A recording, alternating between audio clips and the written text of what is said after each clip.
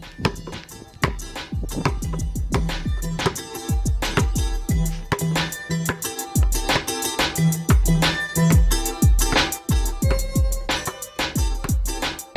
Hoop Heads Podcast is brought to you by Head Start Basketball. Hi, this is Don Showalter from USA Basketball, and you are listening to the Hoop Heads Podcast. Hey Hoop Heads! Wanted to take a minute to shout out our partners and friends at Dr. Dish Basketball. Their Dr. Dish shooting machines are undoubtedly the most advanced and user-friendly machines on the market, and they truly accelerate skill development faster than ever. Learn more at drdishbasketball.com and follow their incredible content at Dr. Dish B-Ball on Twitter, Instagram, Facebook, and YouTube. Mention the Hoop Heads Podcast and save an extra $300 on the Dr. Dish Rebel, All-Star, and CT models. Also, make sure to check out the new Dr. Dish Home Machine, which is perfect for these crazy times when gyms and schools are closed. Visit drdishbasketball.com for details. That's a great deal, Hoop Heads. Get your Dr. Dish shooting machine today. For our players, they have an opportunity to do that, and I need to help them in any way I can change the trajectory of UMass basketball and do something here that hasn't been done in a very, very long time. Matt McCall is the head men's basketball coach at the University of Massachusetts. Coach McCall recently completed his third season at UMass after previously being the head coach at UT Chattanooga for 2 seasons, where he led the Mocs to a 48-18 record and was named the Southern Conference Coach of the Year in 2015-2016. McCall spent 11 seasons over 2 stops with Billy Donovan at Florida.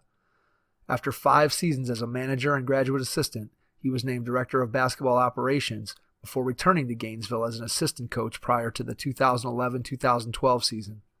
In total, McCall was a part of 4 SEC titles, 4 SEC tournament titles, 2 NCAA Elite Eights, a Final Four, and 2 NCAA titles.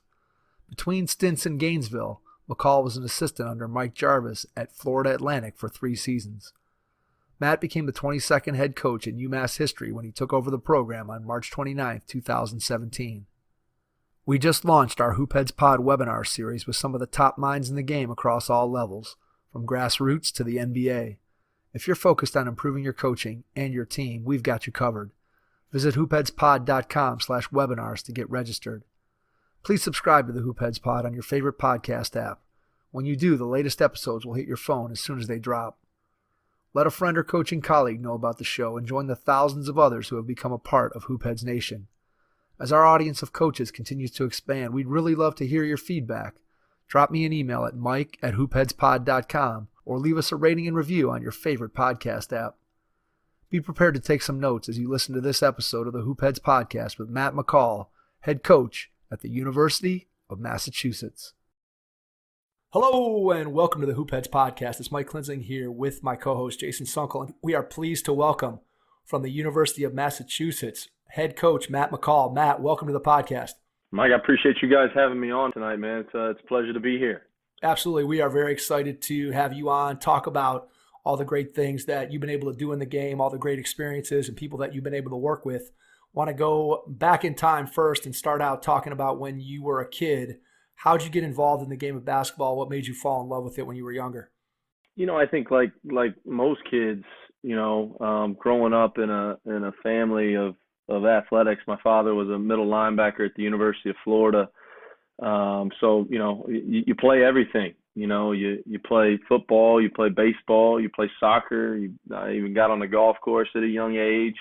And basketball was the one sport that I kept kind of gravitating towards. I kept gravitating towards it amongst playing, all these other things. I used to go to Lon Kruger's camp back in the day when he was the head coach at the University of Florida, and just kept gravitating towards the game. And, it wasn't really, I tell people all the time when they ask me how did I get started in basketball, I said, well, my mother was a musician and my dad was a linebacker. And unfortunately for me, I get the body of a musician and the face of a linebacker. So, basketball was an easy choice for me to pick. And, my father, I give him so much credit because even, he was a captain in the 1967 Florida team. He never pushed me to play football. He wanted me to play and enjoy the things that I liked. And I just kept gravitating towards it. And it was probably, when I started getting into middle school where it became the thing that I was going to focus on the most, each and every day. I'll never forget, I was on a YMCA team, and I had a coach named Leroy Sims, who's still a very, very dear friend today. And, we had a practice on an outdoor court at a park for our first practice, in sixth grade YMCA ball. And, my father, because he knows athletics, he could see that Leroy knew what he was doing and the way he, structured practice or how he was in the game, his knowledge of the game. And, when that season was over, my dad approached Leroy about, working with me kind of on a one-on-one basis. And Leroy just did it out of the kind of his heart, and it just grew from there. And we would be on outdoor parks, in Ocala that we'd rotate, and we'd go to Tuscaloosa one day, we'd go to, Scott Carrigan Park the next day, we'd go out to War Memorial one day. We just keep rotating around town, and he'd throw me into these pickup games against, grown men, and I'm in sixth and seventh grade, and it just became, the game that I really, really wanted to focus on. And I ended up selecting my high school. It was the school that was closer to my house, but their basketball program was up and coming. And, I played football, and going into high school, the varsity football coach had coached 4 of my uncles back at Ocala High, which is now Forest High School. And he would come in the gym, and I'd be in the gym working on my game, in the fall, in September, after school, before school, and he'd always just stop and say, "When you gonna come play for me like your uncles did?" And I just would just not pay it any mind, because I knew I wanted to focus on basketball. So that's kind of, how the journey for the game got started, and it took off from there, and loved it, and played 4 years at Bellevue High School, and was able to compete in 3 state tournaments, and, had a lot of fun playing, had some great teammates and some great teams. And, you go through that, you have these dreams, these aspirations to play in college, and, you kind of get hit in the face a little bit, with reality. And I was a decent player. I worked really, really hard, didn't have any real scholarship offers, anything like that. But I loved to work. I loved the game. I loved being in the gym. And I kind of went through my whole senior year trying to figure out what was going to be next for me, and how could I continue, with the game, being a part of my life. And, that was kind of a crossroads for me on what I was going to do.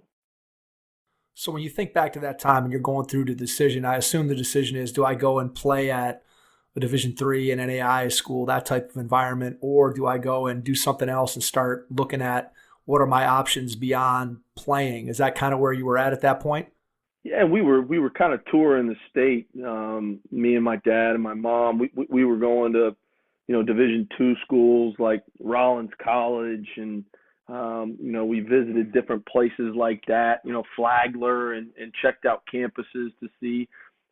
We ended up going and taking a visit to Stetson University, and I was going to be kind of a preferred walk-on there and be a part of the team at Stetson, and was going to go there, and actually enrolled in summer school and went through a summer session there. And it was just didn't feel right. Just wasn't the right fit for me. And I just didn't, it was a very, very small school in the middle of Florida. Actually, one of my mentors now, Donnie Jones, is the head coach there, ironically.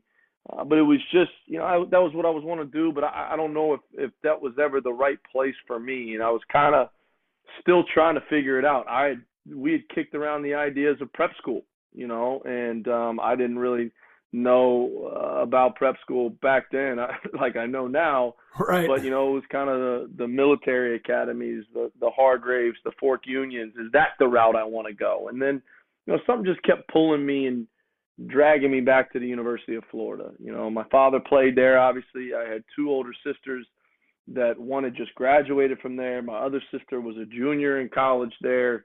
I had friends that were going to school there, and something just kind of kept pulling me back to Florida, pulling me to the University of Florida. And, it was kind of one of those things. Okay, well, let me go to Florida, and I'll play intramural basketball. I'll have basketball still as a part of my life. I'll play intramurals. I'll join a fraternity because that's what everybody does when you go to Florida. You're either an athlete or you're part of the Greek life. I'll do that. I'll be a normal student, and I'm going to have a great experience. At that point in time, I kind of wanted to do the journalism route, and I was thinking about, getting a degree in journalism, and maybe I wanted to be a journalist and interview athletes or be on ESPN or do something like that. So I was still at 18 years old. I was confused. I didn't really know what I wanted to do. I took a break really from the game, and that's when it was then in that year, that freshman year of college at the University of Florida, I couldn't have been more miserable. And while everyone was going out having a great time, college life, this, that, and the other, I was miserable. I was, this is not what I want to do. This is not what I want to be doing. I want to be involved in basketball. I want to coach.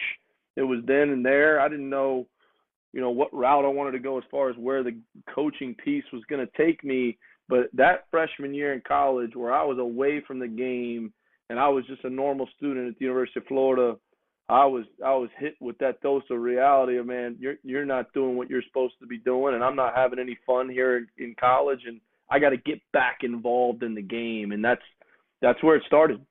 Had you ever had any experience coaching, like when you were in high school? Did you coach like a youth team or anything like that? Did you have any experience at all with coaching, or was it just something that you're like, man, it doesn't matter what I'm doing, I got to be back involved in the game?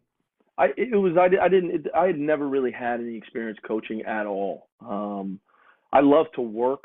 I love to be in the gym. I would get up before school, and if I couldn't get in the gym, I'd be in the driveway shooting. I'd stay after practice. I'd try to get extra work in there.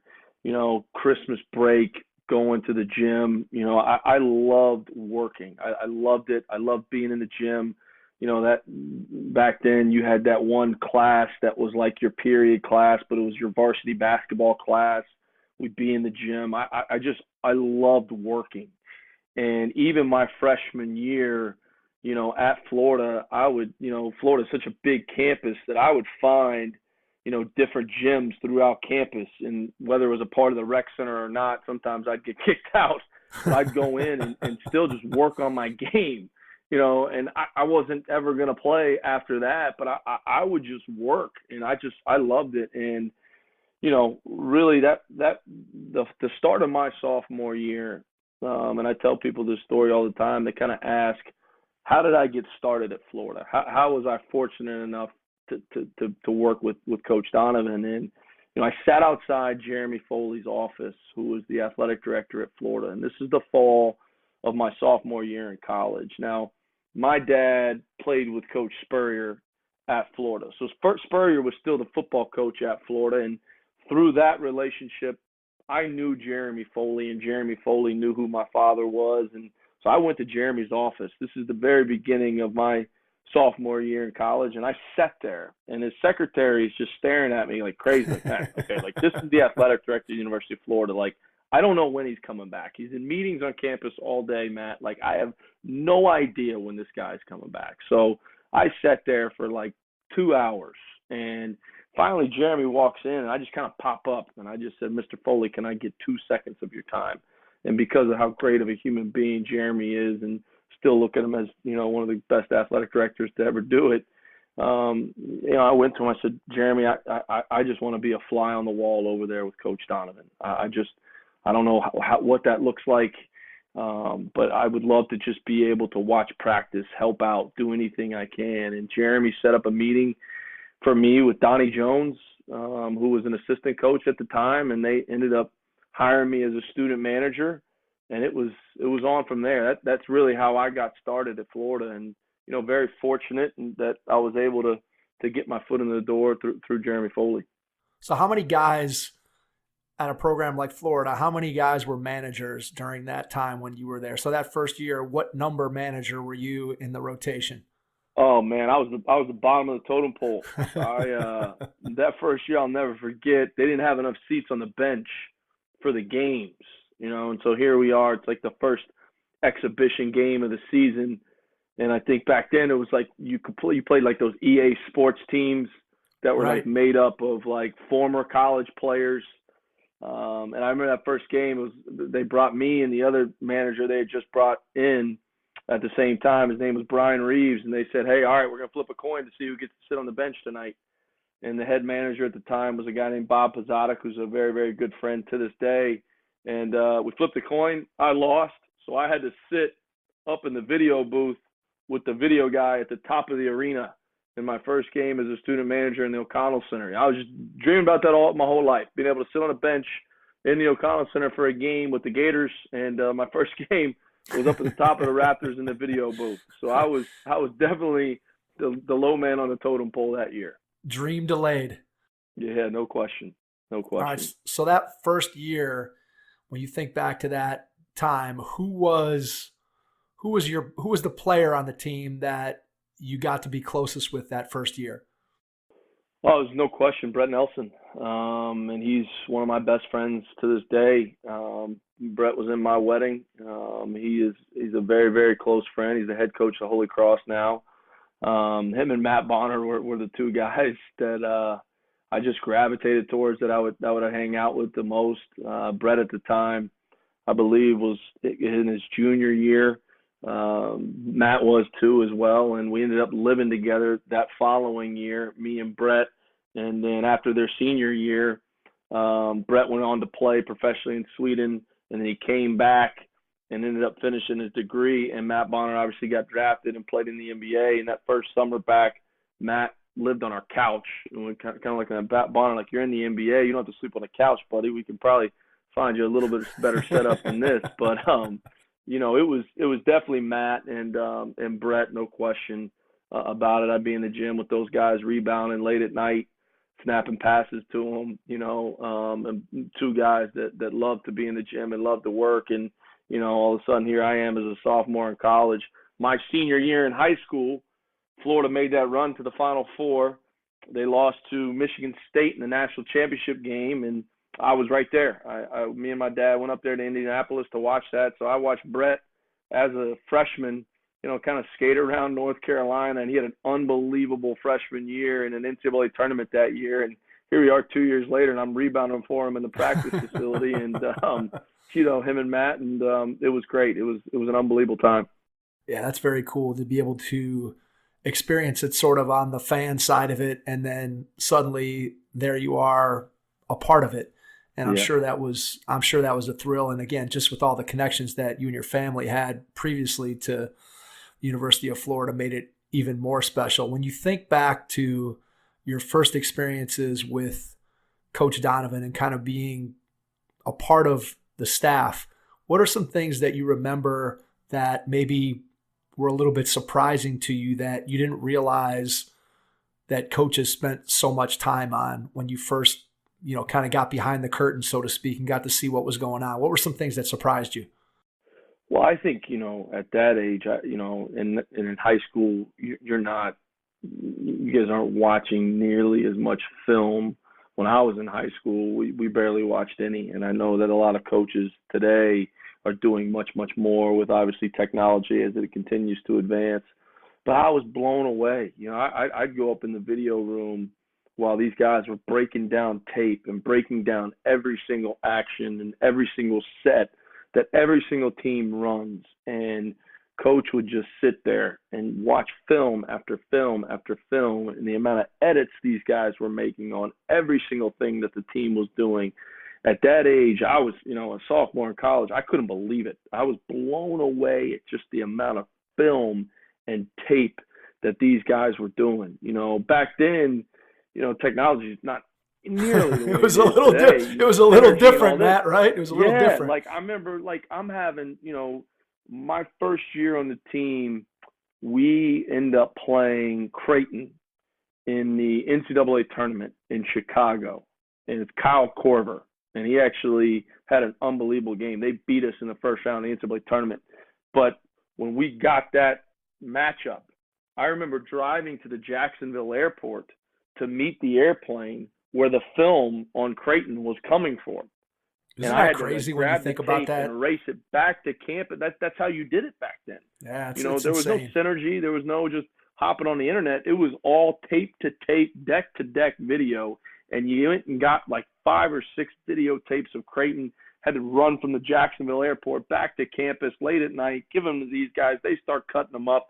I mean, I was blown away at just the amount of video that went into the whole deal, especially back then. How much time did you get to spend sitting with them, just kind of, again, as you said earlier, as the fly on the wall while they're breaking down tape? Did you get to sit in on a lot of those sessions too?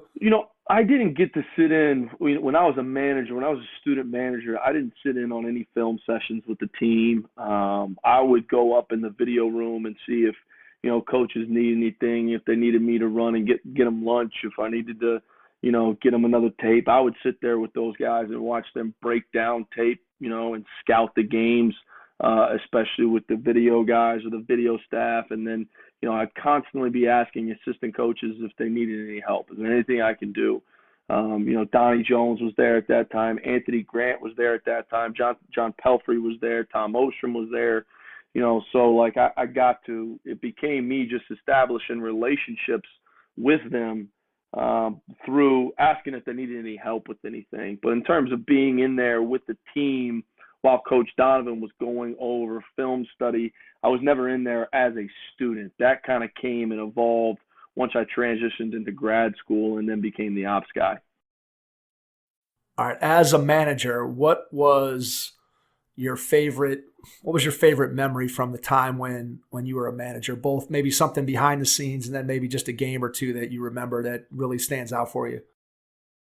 Well, obviously my second year in grad school, I was a graduate manager, was the first national championship, and being a part of that, seeing that, being on the bench, that's something that obviously I'll never forget. There's a million stories I could tell you from behind the scenes. My first day, I'm on the court and I'm completely intimidated by Coach Donovan. He's got the barrel chest, the slick back hair.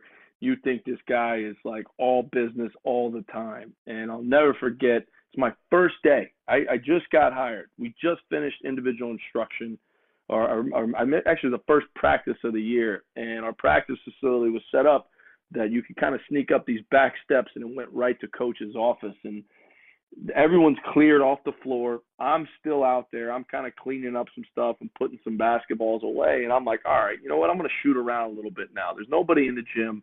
There's nobody left. And I shot a ball, and Coach comes through the doors, is walking towards the door to go up to his office. And I didn't realize he was close. And it misses and hits him on the top of the head. And he turns around and gives me a look and said, hey, man, next time just say heads up. Never spoken to the guy up to that point in time, nothing. It was my first day on the job, and I hit the head coach, a future Hall of Famer, right in the head off a shot I didn't even need to take. That's I hilarious. did not need to take, but that's a memory that'll stick out. And then, when we were making the run in 2006, College Game Day was there. We're playing Kentucky in front of College Game Day. They had Rajon Rondo, Randolph Morris. They had a terrific team. And Jay Billis wanted to do a pick and roll segment with Coach Donovan out on the floor. So Coach calls me into his office. He said, hey, Matt, I need you to gather a couple of the guys. I need about 4 guys with you to help me with this segment that I'm going to do out there on the floor. I said, great. So I go gather, 4 of the other managers. We put on, the Florida practice jerseys. We all go in the weight room, do a couple curls, make sure our arms are going to look a little bigger on national TV. And Billy comes over to me and he goes, I'm going to put you in the corner, okay? And we're going to talk about playing and spread pick and rolls. And when I come off and I throw it to you, I want you to shoot it. Now, keep in mind, this is going to be on national television. You got that's a little pressure, Matt. You got students in the stands. Everybody's there. And I say, Coach, no. Let me be the screener or the roller. No. Get in the corner. When I throw it to you, shoot it. And so he puts me in the corner. I'm like, whatever you do, don't shoot an air ball. You got to hit the rim. And here we are. We just did a couple curls, a couple bench presses. And he comes off and he goes, I'm going to throw it to the best shooter in Gainesville right here. And he throws me a pass. And I shot a set shot from the corner just so I didn't shoot an air ball, and it went through the net. And the players were going nuts. Horford and Noah come on the floor like chest bumping me. That's Torrey awesome. and Green, those guys. So that was a pretty cool memory for a guy that never got to play in college to hit a shot like that on national television. I'll never forget that. You still have that tape? somewhere. I don't know. My wife probably threw it away on one of the 7 moves we've had, but somewhere it's got to be in the archive somewhere. That's good stuff. That is very, very cool. So when you went from being a manager and then you obviously got the GA position and then you get the director of ops job. So just talk to us a little bit about sort of the job description in each one of those positions, just for people. We get a lot of young coaches that are listening. And I think just to kind of clarify maybe what your role was in each of those different positions within the staff, just so people out there have an idea of what it is that you had to do, what your responsibilities were. Yeah, I was very, very fortunate when I was a graduate manager or a GA or whatever you want to call it, getting my master's degree. Back then, coaches couldn't work with players in the summertime. So what would happen is this is how I really got kind of my start in terms of coaching. I would be the guy in the summertime that was working guys out because it was legal. The managers could be in the gym with the guys, snapping passes and putting them through workouts. Well, that was me. And it just so happened at that time, it was Noah, Horford, Corey Brewer, Maurice Spates. Those guys were the guys that were coming through the program. So I'm a GA, I'm a graduate manager, and I'm the guy kind of working these guys out over the summer. And it was unbelievable experience for me at that time. As a manager, you could be much, much more involved in practice. You can't technically practice, but you may be thrown out there on the scout team for a drill or a guy that can test shots as guys are running off screens and, stuff like that. You can do those things as a manager. So from that standpoint, it was unbelievable. There's days in practice I'd leave there, in a sweat, but the workout piece, the summer workouts piece, where you're down there, you're the guy rebounding, you're snapping passes and trying to put them in drills on your own. I got to really, really grow as a coach. When you transition into the ops role or the video role, the freedom you have to be out on the floor with the players is completely taken away. You're really the guy that's up in the office doing all the administrative work. You're not allowed to do anything down on the floor with the players. So when you're looking at being a graduate assistant where you could go somewhere, get your master's degree, you're going to have a lot more freedom to be out on the floor interacting with the players. Whereas you're an ops guy or a video guy, you're not going to have that luxury. So I think that for me, that experience to get my master's degree and go through that and be able to be a part of that and be working guys out and out there on the floor with them. And I think that was unbelievable experience for me. And I'm sure not only from a coaching standpoint, but just on a personal level, to be able to build the relationships with those players as a coach, I'm sure that that's something that probably served you well over the course of your career, is just gaining more of an understanding of how to build those relationships with the guys who were part of the team. I mean, it was, I was fortunate to be there at Florida during that time. And I was a piece of, those national championships, a very, very small piece. But like you're saying, the relationships that were built, being there during that time, being in the gym with Noah and Horford and Green and Humphrey and Richard and Brewer and all these guys, those relationships are lasting through the day. Being up in the office and with Anthony Grant and Donnie Jones and Larry Shyatt and all these guys that I was at Florida with during that time, I mean, you'll never forget that. And that was huge for me. I was able to learn just how important that is at that age. I mean, the day that Anthony Grant, this day, I'll remember forever when Anthony took the VCU job after we won the national championship in 2006. It's ironic. He called me and offered me his ops job. And I was going to VCU. I was on board. I was on the plane. I had the bags packed. Here I come, Richmond, Virginia. We had a very, very close relationship at the time with Coach Grant. And 5 minutes later, after he offered me the job, Coach Donovan calls me, and I'm thinking he's calling to congratulate me. And I pick up the phone. I say, Coach, thank you so much for everything you've done for me over these last 5 years. I'm so grateful and forever indebted to you, and thank you. I've got an opportunity. He's like, yeah, I heard Anthony offered you a job. I said, yeah, he did, Coach. I'm thanks, man. I really appreciate everything you did for me. What do you mean? I want to offer you the same job here.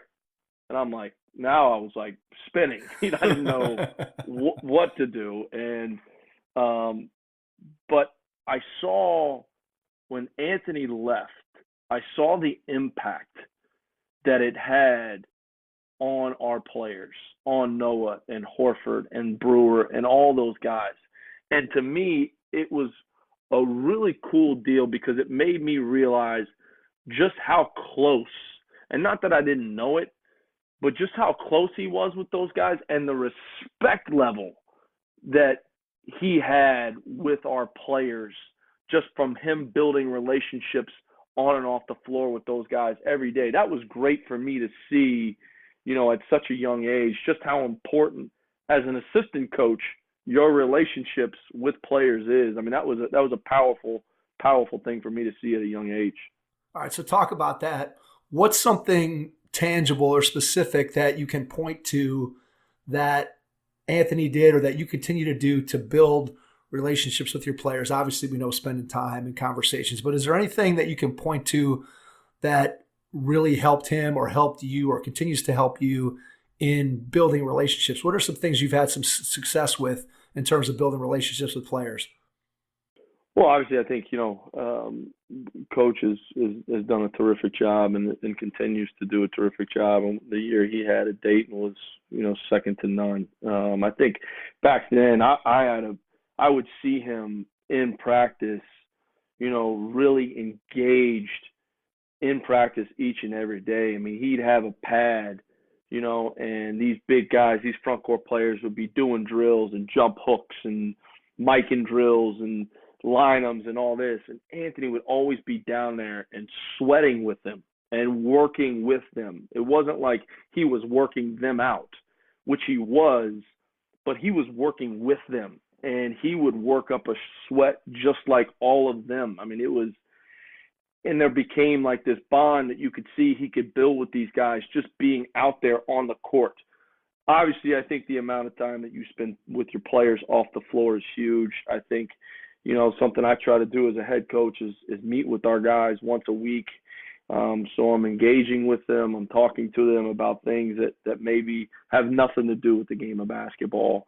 But watching Anthony work with guys out there on the floor at that point in time, I gained great respect for. And it's something that I try to do. It's something I've tried to do as an assistant. It's something I've tried to do as a head coach is when we're doing individual instruction, you're not just roaming the sidelines. You're out there and engaging and working with your players. And I think that they need to feel that from you, that you're out there. And I think Kevin Eastman talks about it all the time, like just sweat with your players so they can feel you're invested in them and getting them better. I think that's huge. Yeah, absolutely. I think that when you spend time with them and when you're out there and you're grinding, just like you said they are, I think that's something that players respect. And if you're engaged with them and you can help them get better, then it's going to be easier to build that relationship if they know that you have their best interest at heart and that you're trying to help them get better and that you can help them get better by being prepared with whatever it is that you're doing. Talk a little bit about your relationship with Coach Donovan just over the course of the time from when you first started and you hit him in the head with a shot. Yeah, it's rocky start. To the end where obviously when you finish there at Florida, I'm assuming that he's eventually helping you to move on to get your next position. So just talk a little bit about how the relationship developed over the course of the time while you were there. Yeah, I mean, it was built really, I think, just over trust. And, I would try to get to the office before him, whether I was a student manager, a GA, an ops guy. I would always try to beat him there and make sure that he knew I was there and there to assist and help in any way I could, and really, really serve the program. That's what I was always trying to do, just serve the program. How can I help? How can I be, not add value? Because I think a lot of times when you hear the term, I want to make sure I'm adding value, I think that's kind of an ego-driven thing, and you're really kind of talking about yourself. I just wanted to serve the program. I just wanted to help. That's all I wanted to do, and it just kind of grew over time. I mean, my senior year in college, I went into his office and was like, Coach, what do you think's next? And he said, I'll tell you what's next. You're going to go to grad school. You're going to stay here and get your master's, and we'll talk about what's next after that. And I said, perfect. I mean, enrolled in grad school and go get my master's and did that for 2 years. And obviously kind of shared the Anthony Grant VCU story when Coach Donovan, called me and wanted to keep me. And I went from being a graduate assistant, graduate manager to being the director of basketball operations at the University of Florida. So here I now I'm full time, and I really became, Coach's right hand man. Wherever he went, I went. I was the first seat on the bench. It was funny that the national championship game in 2007 was on the other day or a few weeks back, and my wife. I met her long after that, and we were watching the game, and I was talking to her about different things. And that game, I'll never forget, Billy turned around and asked me for a paper clip, and I'm like, Coach, it's the middle of the national championship game. Where am I going to find a paper clip? And then 5 seconds later, he screams at me, I need a paper clip. I'll take off to the back, and try to find a paper clip in the middle of the national championship game. But I was his guy. I was helping him in any possible way I could. And I did that for 2 years, and I walked into his office and I said, Coach, I'm forever indebted to you for everything that you've done for me, but I want to coach. I want to recruit. I want to be on the floor.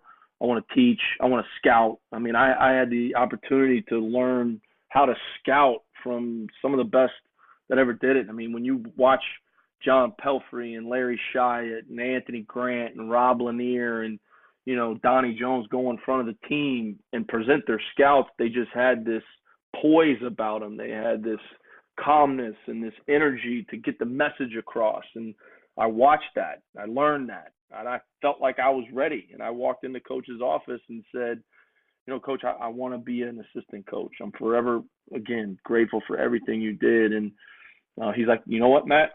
We got to find you a coaching job. And if you go out there and get that experience, I'll hire you back here. But I want you to go get that experience. And Mike Jarvis got hired at Florida Atlantic. And Larry Shyatt and Coach Donovan hounded Mike Jarvis.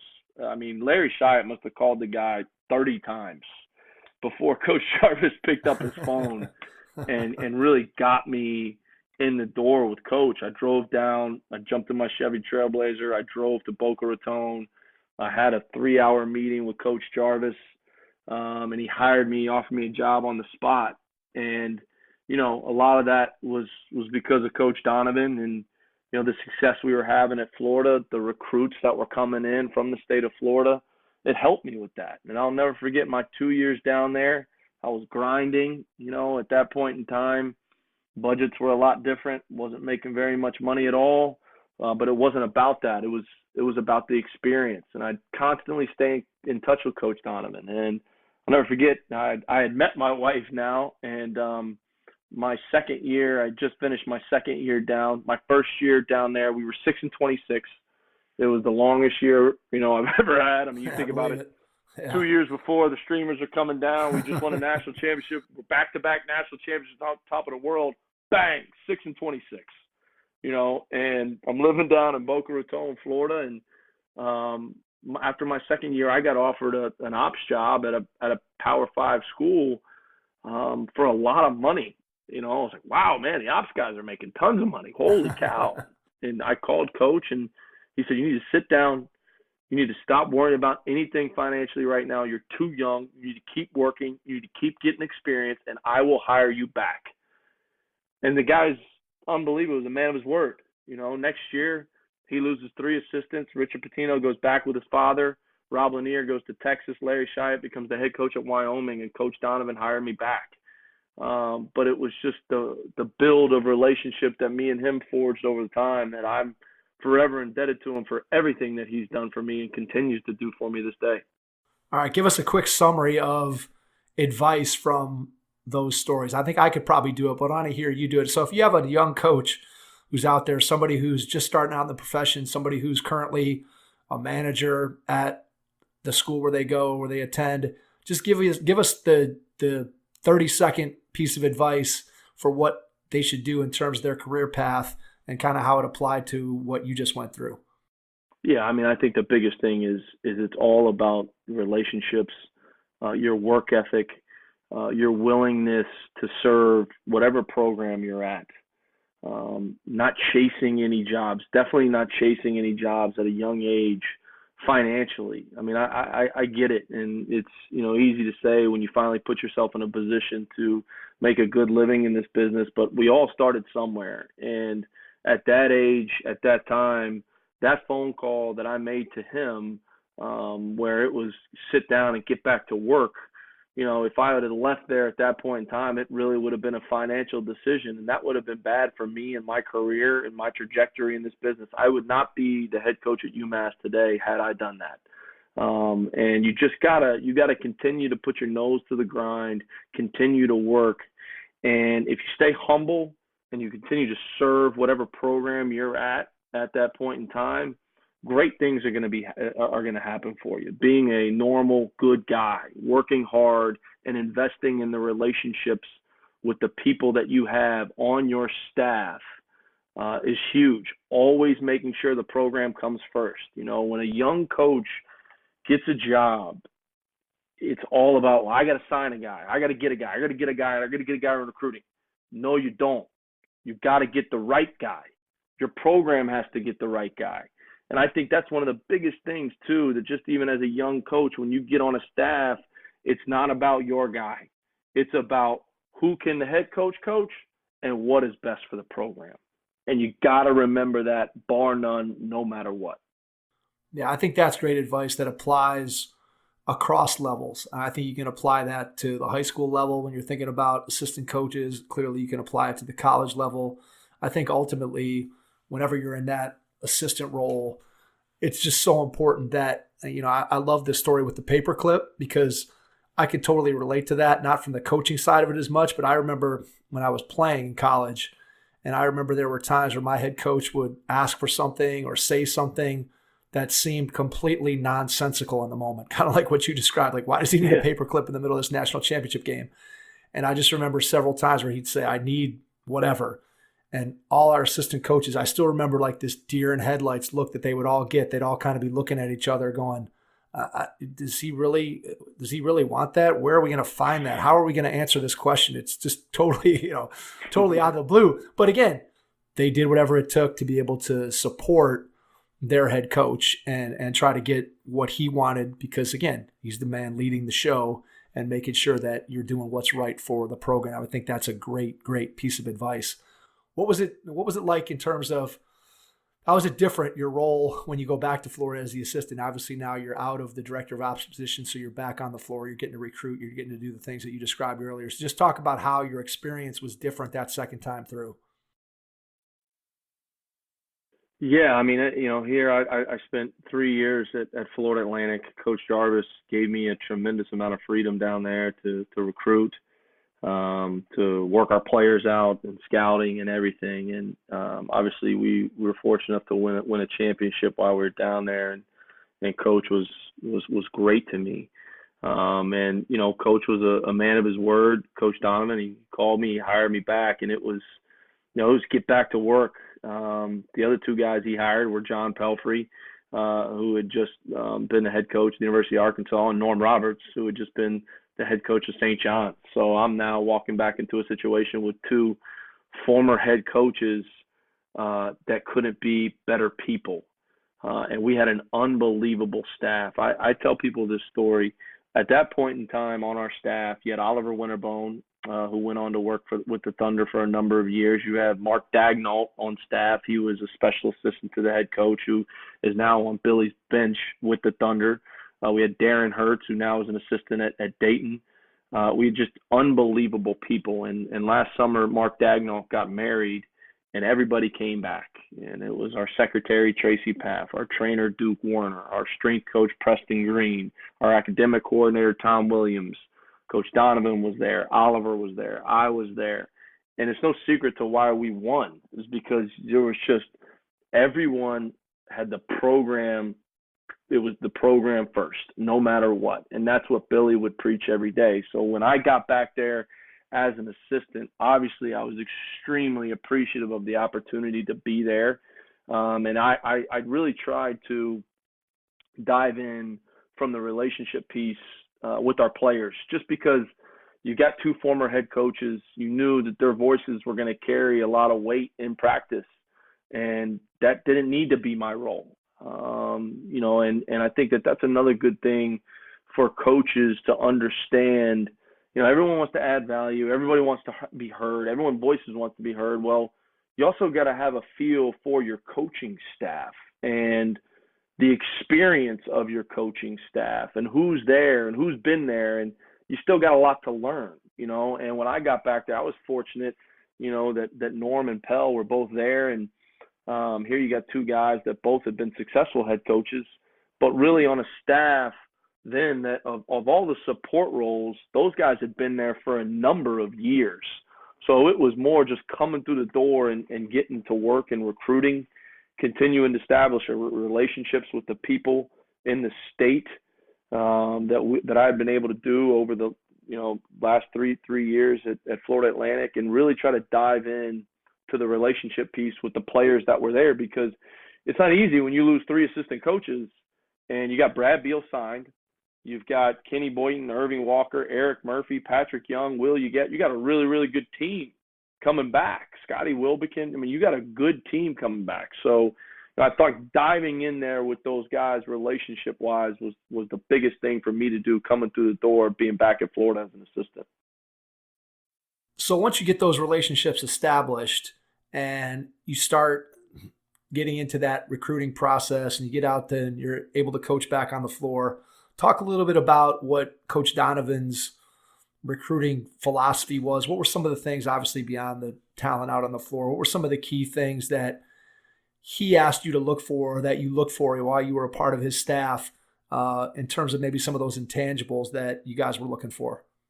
Yeah, I think Coach's recruiting philosophy really evolved probably through his 19-year career at Florida. The rules kind of changed and evolved as well, and I think that his philosophy and he's always been a huge development guy, and he tells the story all the time that's how he got Mike Miller. Mike Miller was being recruited by every school in the country, and Coach kind of made a promise to Mike that he'd work on him with his game more than any other coach in the country, and he was a man of his word, and that's why Mike came to Florida at a time where Florida wasn't a popular choice. I think for Coach, he would always talk to us. He talked to us a lot about competitiveness. And when you watch them play, is winning important to them when they're out there on the field? They play the game with passion. What's their basketball IQ like? I think that's two reasons Coach has an enormous amount of success in the NBA. One is because of the type of person he is and the human being. And two, is just his mind offensively, how it works out there. He loves guys that have great feel out there on the floor. They know the right play to make. He loved front court players that can really, really pass. But Coach was really gravitated towards guys that just played the game with enormous amount of passion.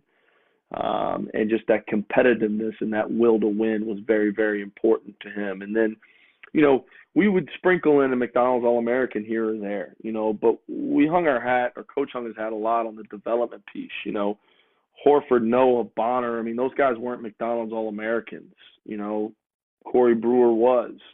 Then we had like that group of Patrick Young, Scotty Wilbekin, Casey Prather. Well, Patrick Young was the only McDonald's American. Those other guys. So we put a lot of, into the development piece of our players. And I think that too goes back to relationships, because there weren't a lot of guys that were transferring out of Florida. Now, Scotty didn't play much as a freshman. Casey Prather didn't play much as a freshman or a sophomore. But those guys developed and got better. And Casey was a Wooden Award candidate his senior year, and Scotty was SEC Player of the Year.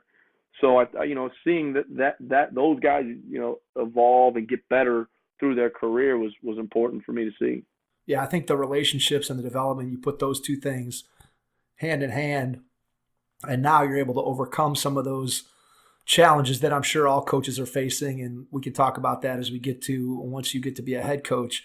Just the challenges of, I think, keeping your entire roster engaged and understanding that on a 15-man roster, not everybody's going to get the amount of minutes, the amount of shots that they want to get. And once we get to your head coaching stints, we can talk a little bit about how you go about handling that, because I think that's a key component to being a successful head coach. So let's kind of transition there and talk about how the opportunity to go and get the head job at UT Chattanooga, how that comes to pass.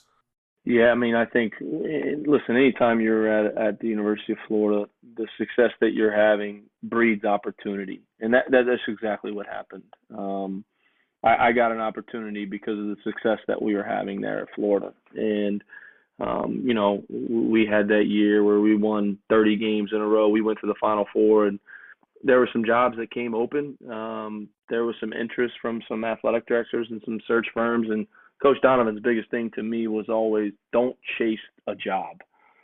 Let these guys come to you. You shouldn't have to go win an interview. If you got to go win an interview, okay, it's not the right job for you. You've got to want to, you know, the relationship that he had with Jeremy Foley that is still so strong to this day. I mean, when you go watch the press conference when Billy took the Thunder job, I mean, Foley was emotional because of their relationship. And Coach always preached that to me. You want to have that relationship, that bond with your athletic director, that foxhole mentality that you guys are in this thing together. So that's really what happened. I had some opportunities. Coach wasn't very high on any of them. And the Chattanooga thing happened, and he was like, that's the one. And, you know, he had been in the league with Chattanooga when he was at Marshall, and he was like, that's the one. That's a good job for you. That's the one you got to get. And he, you know, he's the one that kind of started everything. The athletic director reached out to him first, and it kind of evolved from there. And, you know, drove to Atlanta, had an interview up there, and was offered the job the very next day. It was funny. We had a recruit on campus, and when we were at breakfast with the recruit, I think it was a Saturday morning or Sunday morning, and the athletic director, David Blackburn, was calling my phone, and I said, Coach, it's David Blackburn. He said, let me take this. And he got up, took my phone, walked out of the restaurant, came back in, and goes, you got the job, but you got to go now. So I was like, can I talk to him? Like, what's up? And that's really how it started for me at Chattanooga. And got on a plane, flew right there, and walked into a room full of players that, you know, obviously I think that they had their world rocked when their coach left.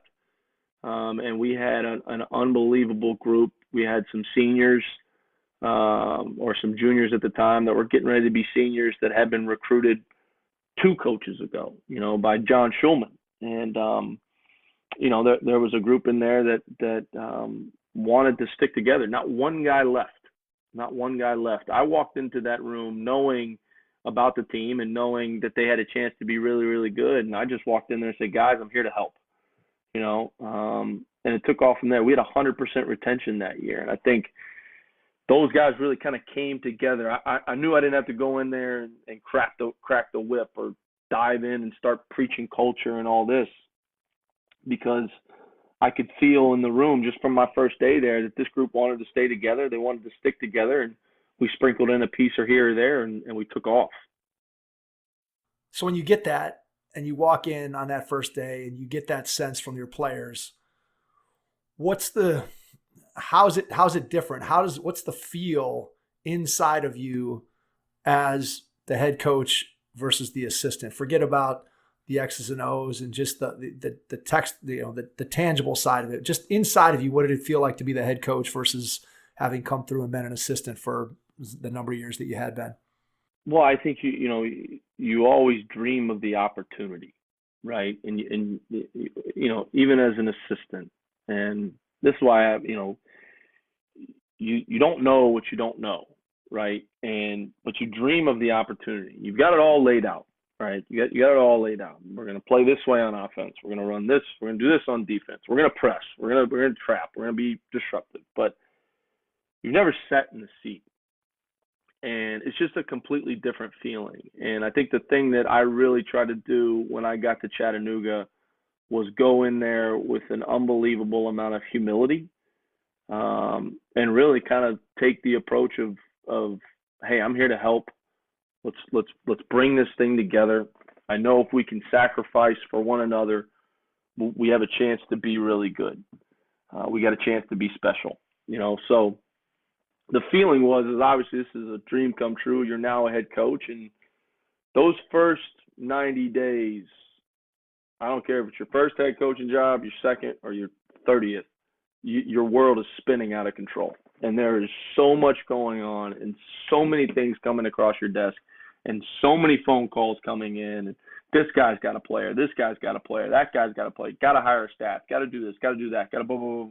And it's overwhelming. It really, really is, but from the standpoint of the feeling, it's a dream come true, but you really don't know what's getting ready to come your way. And that's something that until you're a head coach, you don't know what you don't know, so it's something that's obviously a very humbling experience. So what was the first thing? What was priority number one once you kind of got your head straight? What was priority number one? Staff? What was the first thing you had to do? Well, I think the priority number one is the players. I think staff is very, very important. I knew that group there at Chattanooga. I wanted to keep intact for the most part. I mean, we had Casey Jones coming back, who was preseason player of the year, Justin Toyo, defensive player of the year. I mean, we had a really, really good team. Greg Pryor, Trey McLean, Eric Robertson. I immediately started meeting with those guys one-on-one that first night. I mean, I got through the whole team before my press conference. So I think that's a big thing. You gotta get a feel for those guys, where they're at. You're not going to establish a relationships with those guys in that short amount of time, but you got to start diving into your team and diving into your players. I think, staff, probably the next piece, very, very important. I kind of knew a couple guys that I wanted to hire, guys that I had either worked for in the past or guys that I had been around. I think I had 3 guys in mind. I had a strength coach in mind already from who I had worked with at Florida. So I think that's another important piece. Who are the important people on campus, the academic advisor you're going to work with every single day, the relationships you can have with people throughout campus, your donors, calling your donors, things like that. I mean, there's just a checklist of things. And the biggest thing is you can't do it all at once. It's just one thing, one step at a time. I can only imagine. So what was, if you think back to, now you've done it twice, obviously you did it at UMass too, those meetings with the players, what are those conversations like? Do you go into them with some questions that you want to ask each one of those players, or is it kind of more free flowing? Just talk to me a little bit about what those individual meetings with players look like when you first come in. Well, on both trips, what I try to do is do as much research as I can on each guy. Where's he from?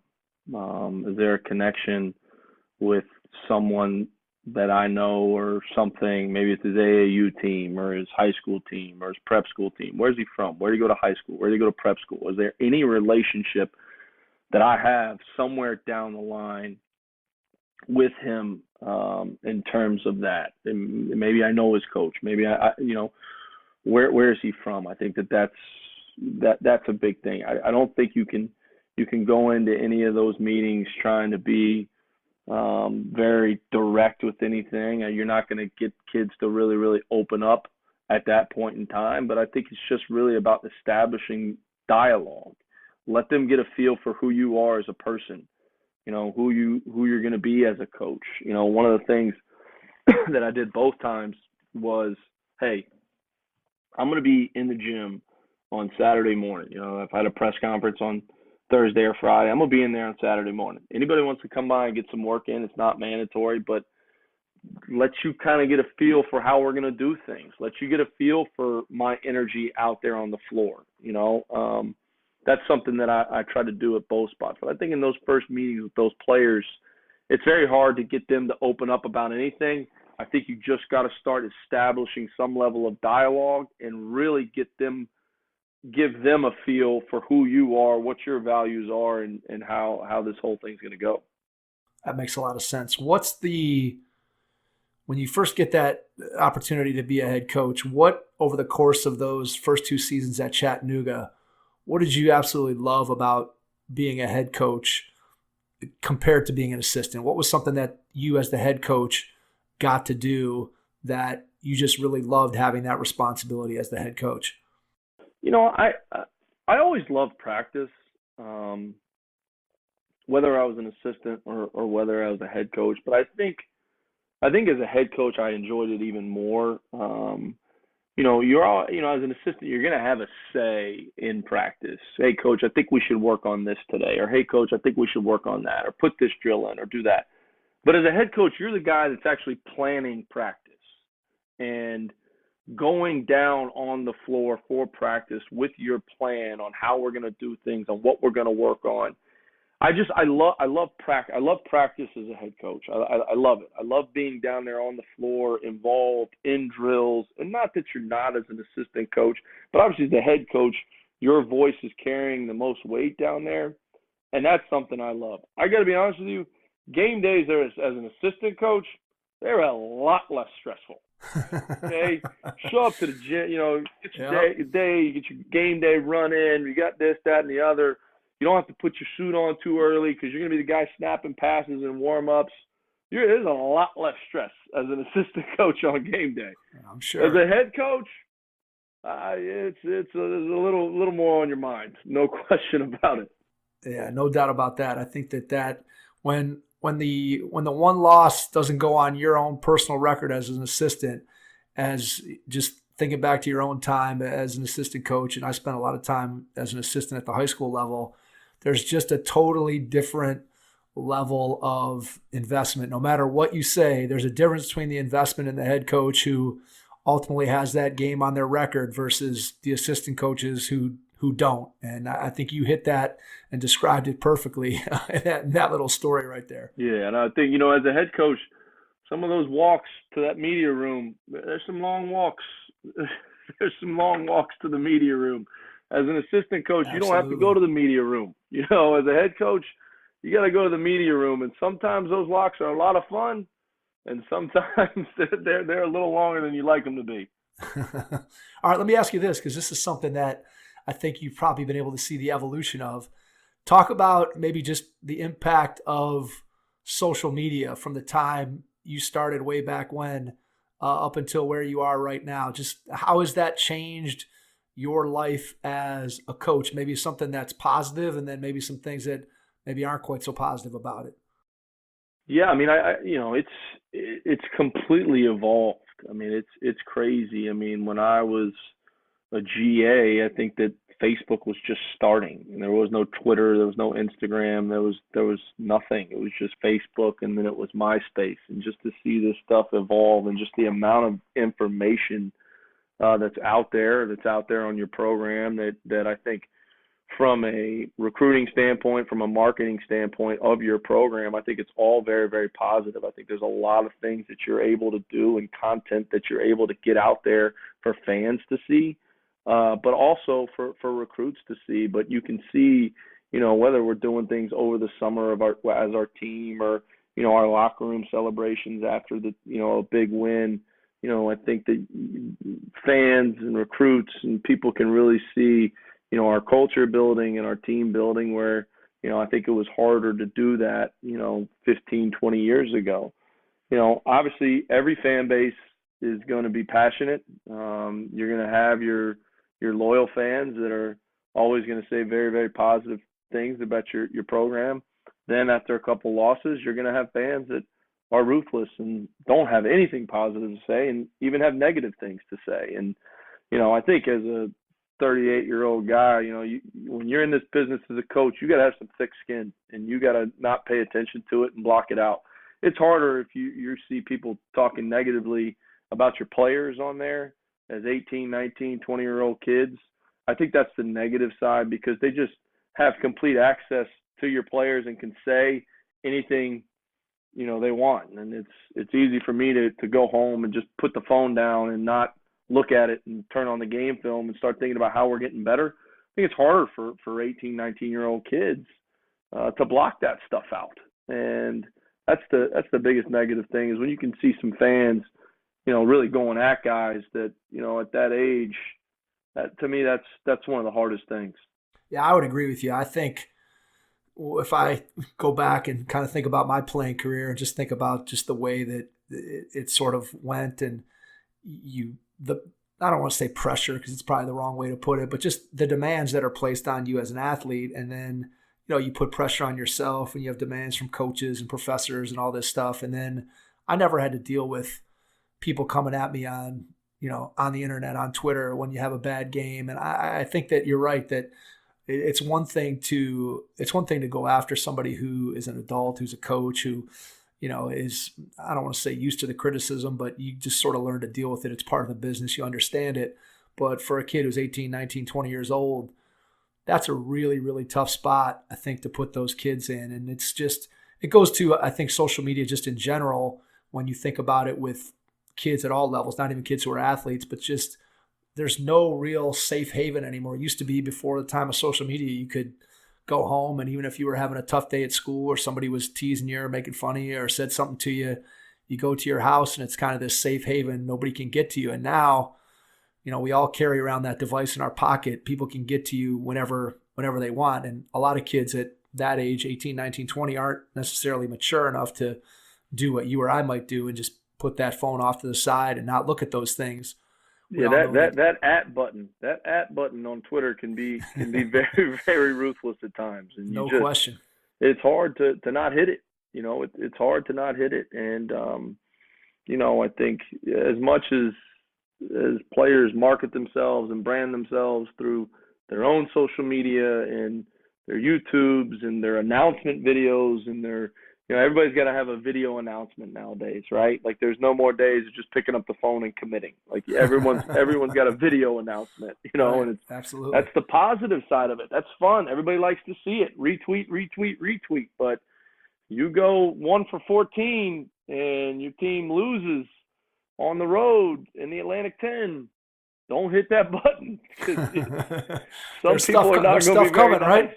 Yeah, there's stuff coming. No question about that. All right, before we leave Chattanooga, I got to tell you that the arena there, the Roundhouse, is probably my favorite. That is probably my favorite college arena that I ever played in.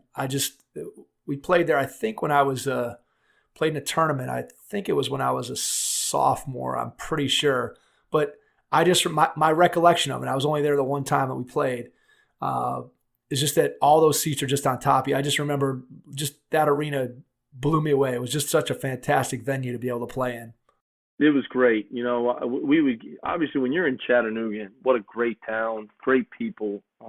You're in an area where, especially during football season, you're so close to the University of Tennessee. You're so close to the University of Georgia. You're so close to Alabama. You're close to all these places. So there's so many different sporting events going on at the time. But you start getting into Southern Conference play, man, that lower bowl in the Roundhouse is full. And it was a great environment.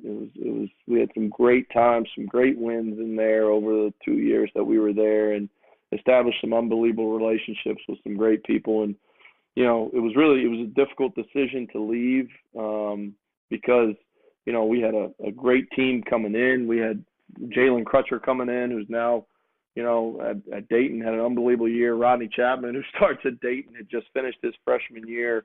We were in a good place, and it was a very, very difficult decision for us to pack our bags up and leave. So talk about the decision. What made you decide to take the leap? It was I was in a place where, again, we had 2 good years, one really, really good year, and battled some injuries my second year there. So I there was a couple schools that were calling, and had some conversations with some other schools, but was really committed to staying there. And I'll never forget, I was watching Florida playing the Elite Eight on a Sunday. They were playing South Carolina, and Coach Donovan calls me that day, and he said, "Hey, I got a phone call from Umass. What do you think?" I said, "Coach, all I know about UMass really is Marcus Camby and John Calipari. I don't know enough about it to say that that's a job that I would really, really want to go after or take." And he said, "Well, they're calling me, and I think you got to take the job." And I was like, wow. I kissed my wife, my 2 kids. I jumped on an airplane. I went to Florida to recruit. I had meetings set up on Monday morning in Florida with a couple different players and home visits and stuff like that. And sure enough, at 7 a.m. the next morning, I wake up and the search firm's calling me saying they wanted to meet with me at in Boston that afternoon. I said, well, I can't do that. I got 2 home visits set up here. If I cancel these visits, it's going to put me in a bad spot with these players. So the search firm calls me back and said, can you meet tomorrow morning at 8? And I said, sure. So I called Coach Donovan back, and I said, they want to meet. He said, great. You got to take the job. I was like, all right, Coach. Well, let's see how this meeting goes. We'll make a decision from there. And I ended up flying from Orlando to Atlanta. I had my assistant at the time came to the Atlanta airport, brought me a suit that my wife had packed. Awful shirt-tie combination. I can't believe she packed me that. I ran through security, grabbed the suit, went back through security, jumped on an airplane, flew to Boston, landed in Boston at 1 o'clock in the morning, and met with the athletic director, Ryan Bamford, the next morning at 9. And walked out of the meeting after meeting with Ryan in Boston for about 3-4 hours, and my phone rings, and it's Billy. And I said, hello? He said, Matt. I said, yeah. He goes, how's it go? I said, I think it went pretty good, Coach. And he goes, they're going to offer you the job. What do you think? And I'm like, Coach, honestly, I think the athletic director is a great guy. I don't know. You got to take the job. Got to take it. I said, all right, here we go. Let's go to UMass. Did Billy just want you in the Northeast or what? Well, my wife wanted me in the Northeast. My wife's from New York. Okay. She's from Long Island, New York, and her being close to her family was very, very important to her. But I think Coach felt Ryan Bamford's energy. I think he knew the tradition and the history of the program. I think he knew that UMass is really, really starving, and that Ryan was going to give us the resources necessary to compete in the Atlantic 10. And he just felt like it was the right step for me at that time in my career. And that's what happened. We left the hotel there in Boston. We drove out to Amherst, and give Ryan a lot of credit, man. He didn't take any of the back roads from Boston to get to Amherst. He took the highway the whole way and walked me through the facility. I mean, we have a brand new practice facility, and I was just blown away at the infrastructure off the rip. And went back up to Ryan's office, and he offered me the job that night. And then obviously saying goodbye and leaving a place is very, very difficult, and that's one of the hardest things you've ever had to do as a coach. So that wasn't easy, but the opportunity to be in the Atlantic 10, for my wife to be close to her parents, and Coach Donovan putting his stamp on it the way he did, I couldn't pass it up. All right, so you take the job. What's your first step before you even all right, so you got the job. What do you immediately start doing beyond, we talked about with the UT Chattanooga job, talked about meeting with the players, talked about thinking about your staff. That first 24 hours after you accept the position, what do you immediately start to do? Well, here I am. I'm a guy from the South. I'm from a small town in Florida. I've recruited a lot of my time in the South, whether I was at Florida or Florida Atlantic or Chattanooga. I had some relationships up here in the Northeast, just from some guys that played at Florida, where there was Eric Murphy, Alex Murphy. Both those guys were New England guys. Irving Walker was a New York guy. Mike Rosario was a New Jersey guy. Joe Kim played in high school in New York. So, I had some relationships through some of those guys. So I just tried to start calling as many AAU guys that I had in my phone, that I knew were in my phone, that were from this area. And I just started to kind of go through and make a list. And then I started to look at UMass's roster and call AAU and high school coaches of guys that were on our roster. Started to do that. Started to really, really reach out to our biggest donors, the guys that,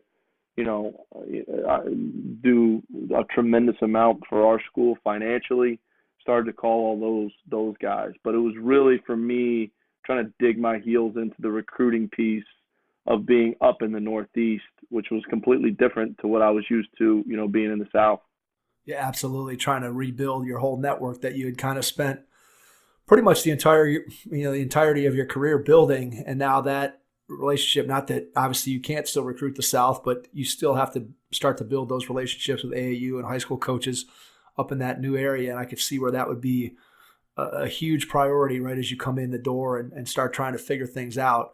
As you look at your program, where it stands today compared to where it stands when you first got the job, what were some things that you tried to instill from a culture standpoint, a pillar standpoint, the standards? What are some of the things that you, as you took the job, wanted your program to be known for? And then just talk a little bit about where you are in the process of getting the program to where you want it to be. Mike, it's I've had to learn a lot. I've had to really, really grow.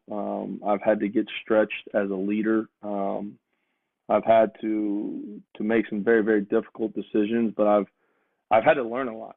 When you're at a place like the University of Florida, you are just constantly adding to the culture, and you're around people every day that no matter what their role is, they're adding to that culture.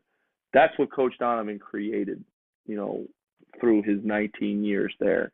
That's why when you see him get honored, they name the court after him, just the amount of people that showed up for that to support him, because everyone is just adding into that culture. And I think when I was there, as much as I was adding to it, I don't think I was studying it the way that I needed to. I was studying our basketball piece. I was developing and investing in relationships, which is extremely important.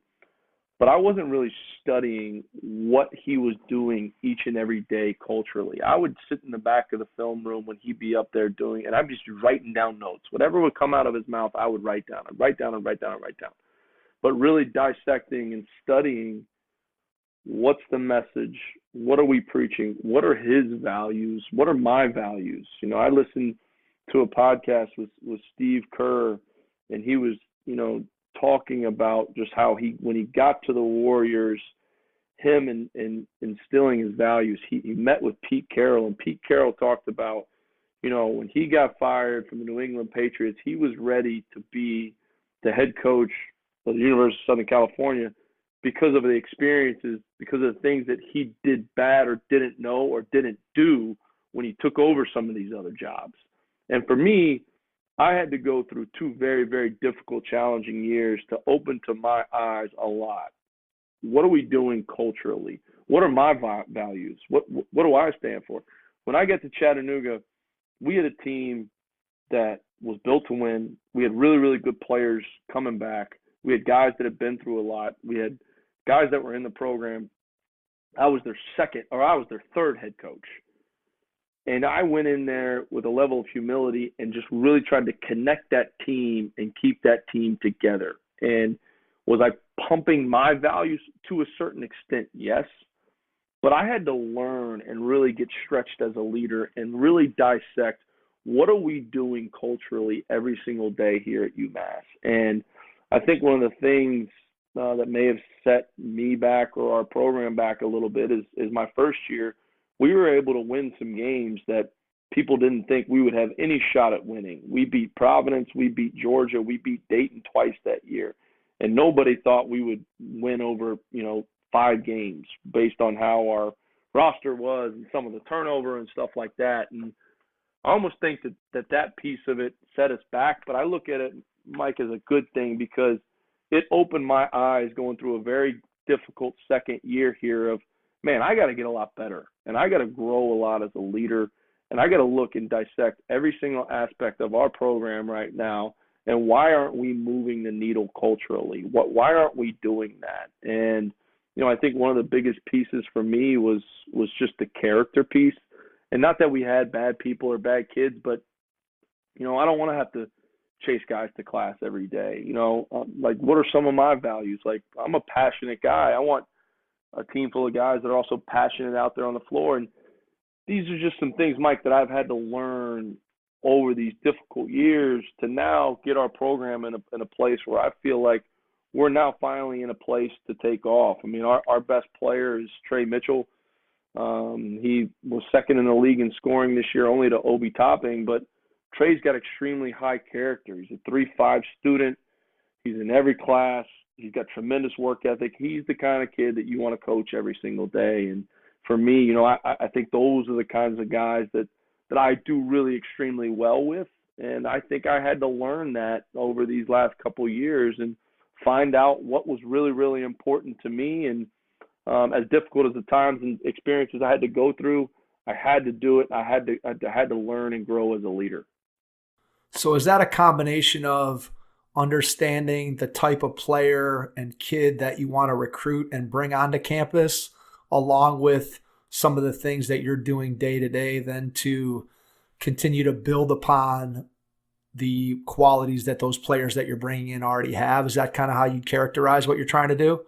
No question. These are, I took a step back after my second year here. And again, I've got a great partnership with my boss, Ryan Bamford, and he knew we needed to make some changes and do some things differently. And he supported me 100%. And I looked at, the rosters since I've been a head coach for 4 years, and guys that I felt like I did a great job with and guys that I felt like maybe I struggled with. And, what are the characteristics of these guys? And what are the characteristics of these guys that maybe I've struggled with? And, I tried to dissect every aspect from that standpoint, from a recruiting standpoint. And it was a pretty eye-opening experience for me. And I think it's really, really helped me as we've moved forward. Yeah, I can see where once you start to go through, and I think your story, just all the way going back to the very beginning, about just continuing to be able to learn and to be humble enough to understand that I don't know everything, and I've got to reach out to the number of people that you have in your network who have had a tremendous amount of success. I'm sure those people have been tremendously valuable to you. And yet, all that being said, no matter how much you talk to your network, no matter how much you reach out to your mentors, no matter how much you're studying the game, it still comes down to, as you said, you got to get that experience because you don't know what you don't know. And I think what you've just described perfectly sort of encapsulates that whole idea that you have to continue to grow as a coach. And I think that goes all the way back to, you had to probably grow when you were a manager, and now you're having to grow as a second-time head coach so that you can be at your best for your players and your program to be able to give them the type of success that you hope to have. We're coming up close here, Matt, to about an hour and a half, so I want to give you a chance to just answer one or two more things. And the first thing I wanted to ask you is, when you think about being the head coach at UMass and you wake up in the morning, what's the one thing that gets you super pumped up, super excited, that you can't wait to get out the door and get to work? What is it that you just love about being the head coach there at UMass? I think that, first and foremost, the players on our team right now, just I've got an excitement to get in the gym and get to work. We've got guys that want to work, that are gym rats. I think that's the first piece of it. Looking at it, and this is the other thing that I had to do, there has just been pockets of success here over the last 25 years. What Cal was able to do in the 90s over that 5-year run was remarkable. It really hasn't been done since then. And there's a fan base up here, which we alluded to earlier, that is very, very passionate, that loves their school. And it drives me to get up every single day, and it excites me that, hey, we got a chance here to change the trajectory of this program. I think they haven't won an NCAA tournament game since 1997 or 90. I mean, it's been crazy. So we've got a chance to really put our mark and our stamp on this program where it hasn't been done. And they can talk about our players, or the players that are here, that will change that for the rest of their lives. And that excites me for our players, that they have an opportunity to do that. And I need to help them in any way I can to help them do that, to help them change the trajectory of UMass basketball and do something here that hasn't been done in a very, very long time.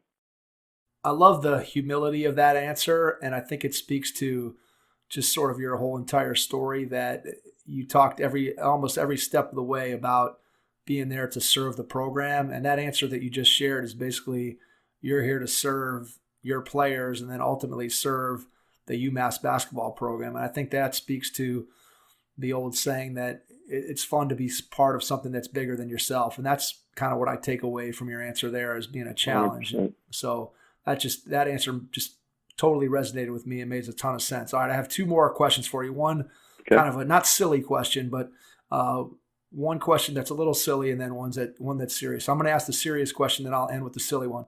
So the serious question is, when you look forward now from where you are right at this moment, what's the biggest challenge in front of you to get UMass basketball to where you want it to go?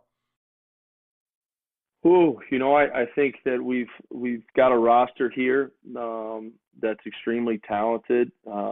We've got, we're going to have a really good senior class with two seniors, one that's been with me from day one since I walked through the door here, and Carl Pierre, and then Mark Asperini, who's a grad transfer. We're hoping that Noah Fernandez gets a waiver to be able to play right away from Wichita State. So we feel like we have got a roster full of high-character kids that's ready to win. But we're also very deep. So I think the biggest challenge for me and our coaching staff this year is getting guys to completely buy into their roles and understanding that maybe my role last year on this team is going to look a little different than this year on our team, and still being able to have a positive attitude, give great effort every single day. I think that's going to be our biggest challenge. And I think that's the biggest challenge, for us, this program going forward, especially, right here, in the short term. And I just think that obviously, we're all dealing in a very difficult time here in terms of when are we going to be able to get back? When are we going to be on the floor? What does it look like from our budget standpoint, things like that are out of our control. But I think that, for me right now as the leader, it's going to be really getting, a roster full of guys, a very, very talented, very deep roster, by far the deepest roster we've had since I've been here, to buy into their roles and make sure that we keep, the team first and have a positive attitude and give great effort every single day.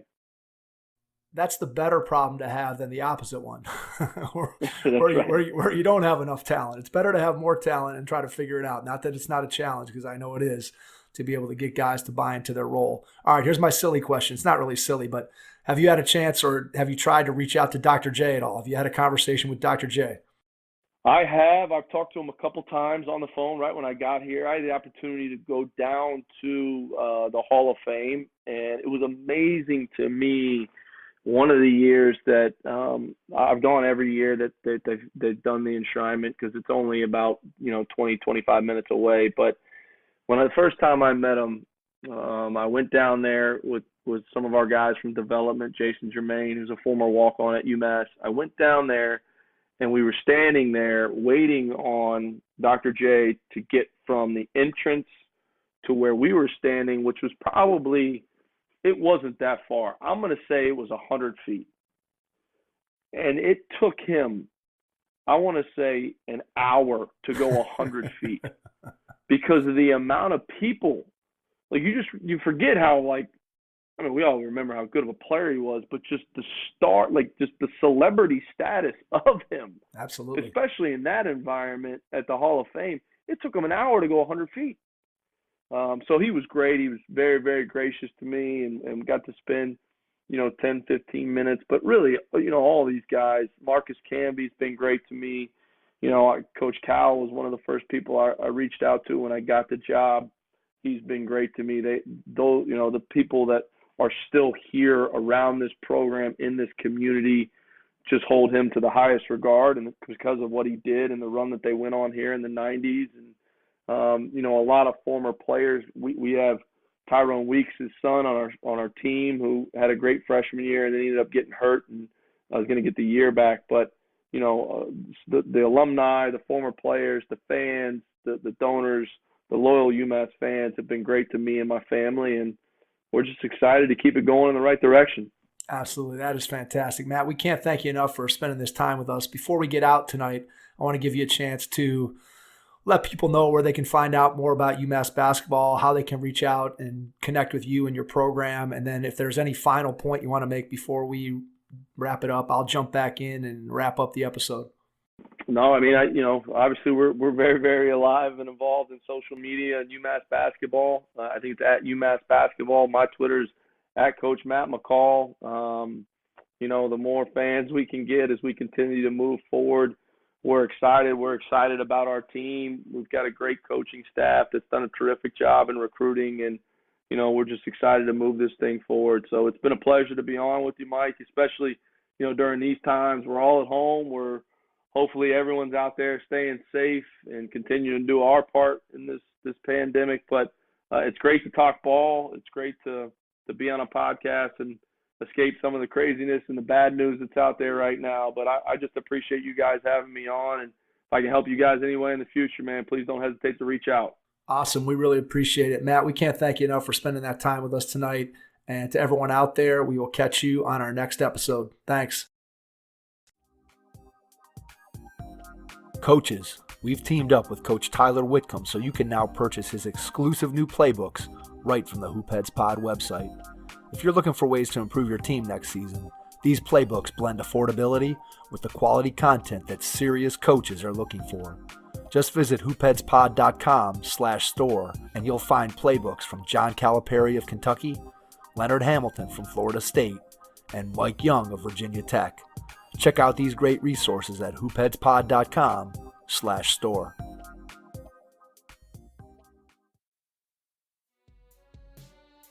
Hey everyone, last year at the Junior NBA Summit, I came across an amazing company called iSport360 and its founder, Ian Goldberg. Their youth sports app gets coaches, players, and parents on the same page. Your team can set goals, share player feedback, training videos, sticker rewards, player evals, and practice assignments. All of this to foster a healthy team communication and culture. If your team or club struggles to keep open lines of communication, especially among teen parents, iSport360 can help. If you want to empower your athletes to have more success, more confidence, and more communication with their teammates, give iSport360 a try today. Shoot me an email, mike@hoopheadspod.com, or give me a call at 216-392-4059 to learn more.